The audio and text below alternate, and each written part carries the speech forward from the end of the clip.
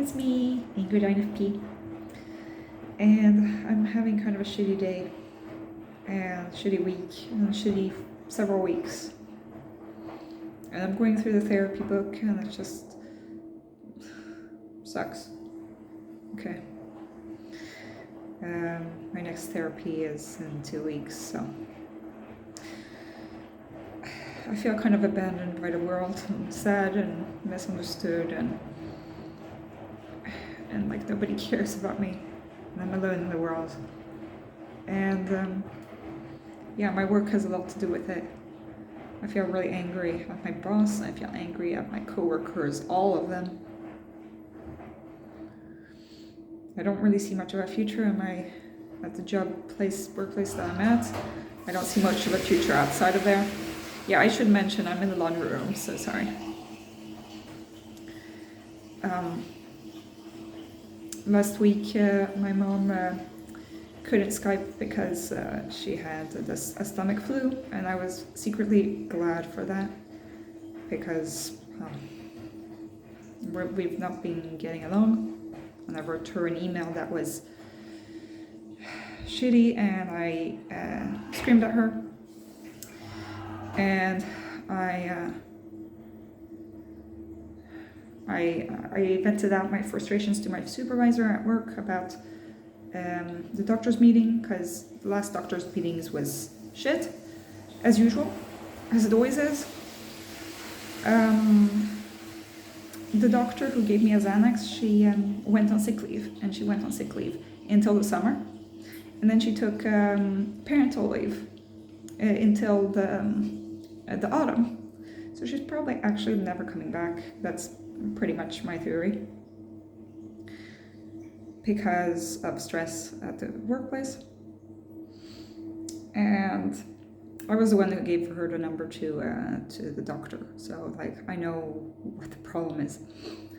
But she's also having a lot of trouble at home, which I am too. And I was supposed to go driving yesterday. I just couldn't. I couldn't leave the bed. I was just glued to it. And I was supposed to shower, and like I'm really bad at showering.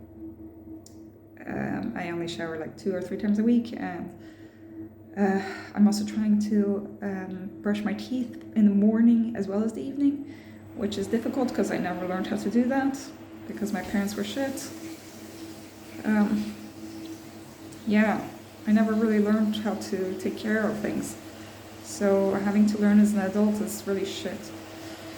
And I just feel like shit. And I can't deal with anything. I do want to thank everybody for all of the comments on the video game video. I didn't know that there was such a big topic. Either people who are really into games and who have good tips for the games, really good attitude towards beginners. So I like that. And then the people who are like me, who just like don't understand video games. Most of them are in the older span, but yeah, there are people like me too. So I liked having to do a little bit more light-hearted video because I was feeling like shit. But this video is just shit, okay? This video is just depressed and angry and disappointed and sad, okay? So, I mean, if you come this far, then I guess that you're okay with that. I don't know. Sometimes I just watch videos of people who are angry and sad, and so I get you guys. But I know that it's kind of a weird thing. I don't know what we are doing with our lives. But the doctor's meeting was terrible because we were supposed to talk about really important things. The fact that this doctor has stopped working for us, and now suddenly all of her patients, that's like, you know, almost 2,000 patients, suddenly need to go to somebody, you know? They're listed on her, so we don't really know what to do with all those patients. At the end, like those we started 5 minutes late, and then we were finished 10 minutes to the end of the time. And at that point, another doctor swooped in and said he has something important to say. But I was kind of disappointed in my boss, who was sitting through the entire 45 minutes. This is just supposed to be, 20 minutes max. It's 10 to 15 minutes. Just go through a study that is interesting. The study was boring. It was really boring. It was actually done for dentists, and I don't understand anything about teeth. And I'm not supposed to know anything about teeth, okay? I'm just supposed to know about the mouth and saliva, and that's when it's time to ask a dentist. But I don't know anything about teeth as a doctor, which might surprise some people, but it's just not something that is in the program, because we have specialized people on that. And this guy, he hadn't prepared his thing, so he was just basically reading the study, and nobody was saying anything, and I was going to crawl out of my skin. I was supposed to drive that night, and I just couldn't, and I couldn't say anything. And afterwards, when I had my meeting with my supervisor, I said, this is insane. We can't keep doing this. So yeah, there was that. So first, the fact that the doctor had left, and then the second thing was that we're going to be changing the system for blood pressure. But apparently the system has already been changed without the doctor's knowledge. That blood pressure is going to be taken by the patients at home and not in the lab before they meet the doctor, in their yearly checkups. Which is kind of not good for us as doctors, because yes, some patients can take their blood pressure themselves and such, but is 85-year-old little granny going to manage to do that on her own? I don't know. And they're the ones who need to go on checkups, And the blood pressure is always higher when they come to the doctor, so I'd rather have it done at the lab. But the lab people say that they have too much work, and I understand that. But at the same time, it's kind of their job, okay? I'm sorry for being the privileged doctor who needs everything served on a plate, but they can take blood pressures. It's part of their job description, I can take blood pressures too, but they're often not reliable.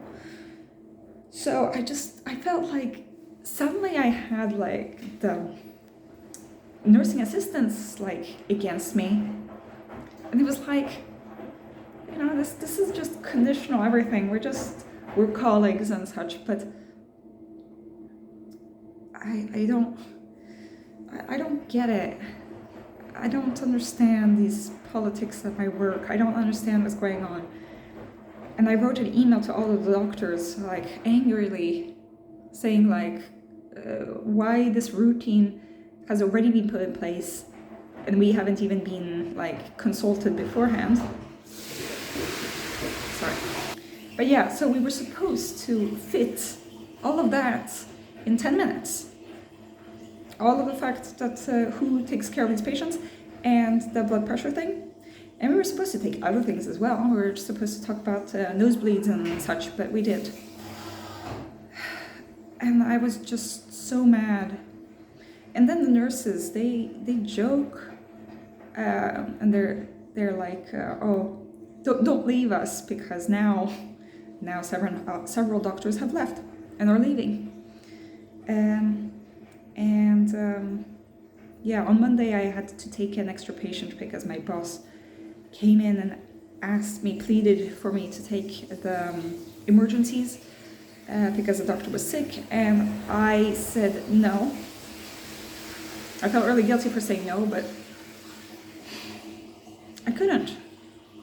I was kind of mad at my boss for even asking me the question, because he knows that I'm not up to taking the emergencies just on the fly like that. We're going to go back to the emergencies slowly with my supervisor, and we're going to do it maybe once every 2 weeks at first, and then once every week. And it's going to not be on a Monday, which is the worst day of the week to take the emergencies, because everybody who has been waiting all weekend comes. And so yeah, I was pretty mad at my boss and disappointed in him, and I was mad at my colleagues for not appreciating my opinions, or at least listening to them. I'm mad at them also because when I do say something, they act like I'm changed and I'm mad. And yeah, I'm really mad, and I went back home today and I just paced and cried and was so mad and sad.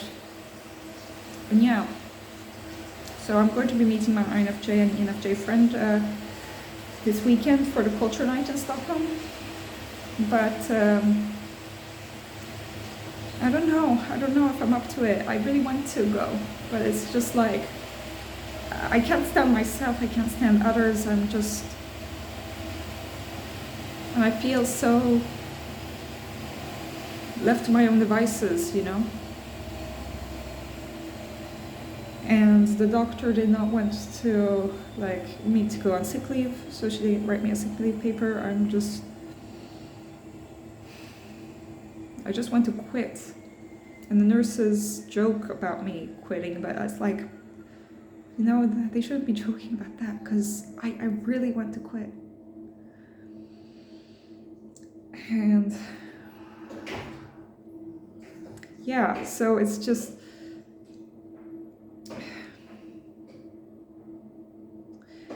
I got also a little bit I wouldn't say triggered, but I wasn't doing that well, because my therapist was talking about why it's so difficult for me to make goals. Because if you watch my CBT part 3, one of the things in the chapter is about making goals. But I cannot make goals. It's just my TE is not good enough for doing the goals. And making specific goals, and most of my goals are not about social anxiety either, so it's kind of a waste to be going CBT about social anxiety. A lot of my goals are about brushing my teeth twice a day, and these things that don't have to do with other people, really. I don't want to rock the boat more with other people. I'm supposed to be doing expose myself, there's that. You have to expose yourself to what you think is dangerous in order to overcome your fears. But I can't really do that, because I think that if I do that, I will say that I want to stop working at my workplace and I'm going to lose my job. I don't want that. Because in the long run, it's I should probably just stay put a little while, at least while I'm doing therapy and while I'm doing the driving and such, and while I have my apartment and that kind of thing. So I don't want to do these things right now, because I'm just too emotionally volatile. So I've been thinking of maybe taking some days off next week on work. And I haven't told anybody, but I'm telling you guys now, everybody on the internet. I can't just keep going like this. It's going well with the patients, and they love me, and they want to be listed on me, and they are being listed on me. But yeah, this is very heavy, and I'm going to drown if I keep doing this. I need to focus on things that are outside of my job, outside of my workplace first, before I can focus on my work and getting forward in my career. I need to deal with my family, I need to deal with my routines, I need to deal with doing stuff that I actually enjoy, enjoying the sun, going outside, starting to move my body, taking care of my body, because otherwise I'll have holes in my teeth. you know, all sorts of basic things I need to have stable before I can like actually be on my job. Sorry for the laundry. So yeah, sorry about this really depressing video. I'm just going to put it as a personal video. But yeah, I hope that you guys are having a good day, because I'm having a shit day. Okay, bye everybody.